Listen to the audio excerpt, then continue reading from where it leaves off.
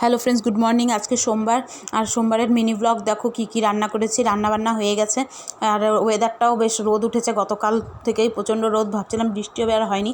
প্রচণ্ড রোদ, যাক ভালোইভাবে রথটাও ঘুরে আসতে পেরেছি, রথ দেখে আসতে পেরেছি। যাই হোক, আর এদিকে দেখো আমার রান্নাবান্না হয়ে গেছে, রান্নাঘর পরিষ্কার হয়ে গেছে, জিরাগুলো ধুয়ে দিয়েছি, এগুলোকে বেটে মিক্সিতে বেটে রাখবো। আর এদিকে আমার গ্যাসটা মুছা হয়ে গেছে, রান্না করেছি, লতি করেছি, আর গতকালের একটু ভাত ছিল সকালবেলা ওকে দিয়েছি, ও আলু ভাজা দিয়ে খেয়ে গেছে, আবার রয়ে গেছে। তো আমি ভাবছি যা গরম পড়েছে দুপুরে আমি খেয়ে নেবো, তাই কেটে পেঁয়াজ লঙ্কা কেটে রেখেছি, খেয়ে নেবো।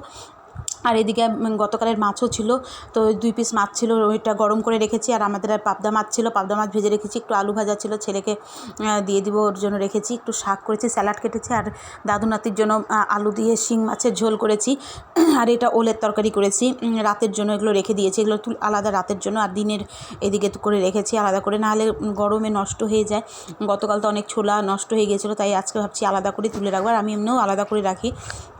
যাই হোক, রান্নাবান্না হয়ে গেছে। বিকালবেলায় খাওয়া দাওয়া করে একটু রেস্ট করে বিকালে ছাদে গিয়েছি, দেখি যে বানর এসেছে। তো এই আগেও এসেছিলো এটা, তো পিছনে ওই গাছের আম গাছের প্রচুর আম পড়ে, তো আম পেড়ে ওগুলো বসে খাচ্ছে, কী সুন্দর করে ছুলে ছুলে, আমরা যেভাবে মানুষেরা খাই ঠিক সেইভাবেই বসে খাচ্ছে ছুলে ছুলে, আর দেখছে এদিক ওদিক, কেউ দেখছে না। তো আমি বুঝতে পারিনি, তারপরে খাওয়ার পর চলে যাচ্ছিলো।